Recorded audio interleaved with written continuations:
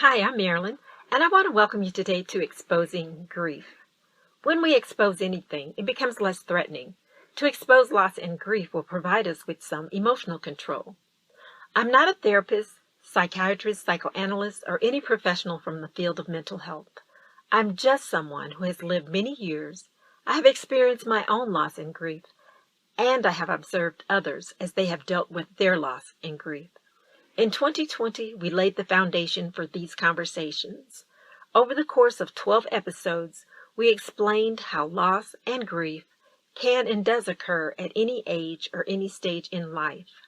You can go back and listen to those foundational podcast episodes, or you can begin listening today as part of your personal journey to be more emotionally and mentally healthy. Today's topic is complex. Death of a parent can bring up emotions that may have been buried for a long time. And those emotions may crop up whether we were in relationship with the parent who died or if we never really knew them personally.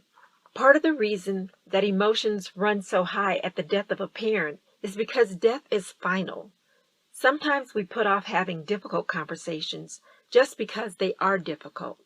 Once death occurs, we realize that our time for resolution has run out. It can be beneficial to rehearse the difficult conversations we want to have with the parent. There is nothing wrong with doing so. It helps us to get our thoughts in order and maybe even anticipate the resistance of the parent to engage in the conversation. If there's no engagement, then you have to let it go until another time and place. There are people who want better relationships but are afraid to do the hard work of getting there. Relationships with parents can range from fantastic to foreboding. Imperfect people raise imperfect children, and there can be relationship clashes along the way. As children, we tend to compare our home lives to those of our friends. We fantasize that everyone else has the perfect home, and we are the unlucky ones. Your life may not be perfect, but your friends' lives may not be perfect either. No one really knows what life is like within the four walls of someone else's home. If the relationship you have with your parents is not resolved as you grow up and move toward adulthood, then the death of that parent or parents may trigger a host of emotions which may surprise you. One reason to look back at relationships in life is to resolve those that still cause some pain while there is the opportunity to do so. If you have a parent whom you feel has let you down, especially emotionally, it is hoped that you can let them off the hook so that you are more free emotionally and mentally in your own life. Unfortunately, children and sometimes even adults paint an unrealistic picture of how their parents should be. Your parents are who they are. They can only change if they want to do so.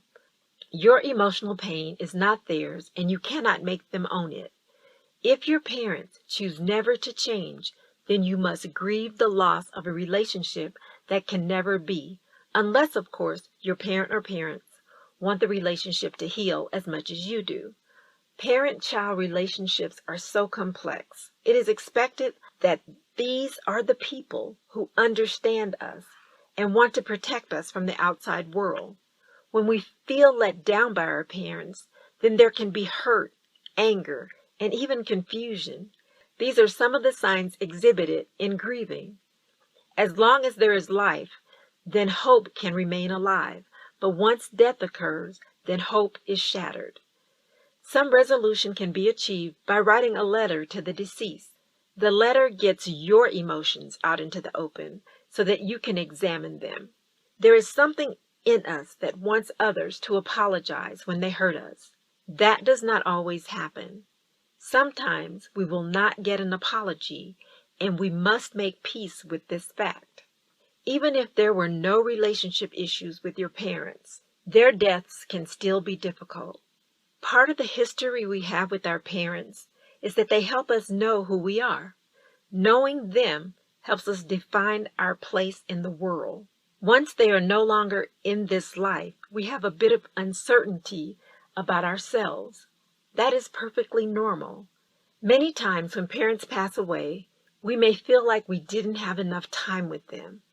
Maybe there are family questions that we wanted to ask, but never quite got around to it. Time does not move backward, only forward. Take time today to ask the questions, resolve any conflicts, and generally try as much as you can to have a pleasant relationship with your parents. They are not perfect people, but neither are you. These conversations about loss, grief, and emotional well-being are necessary and perhaps well overdue. Be a part of these important conversations.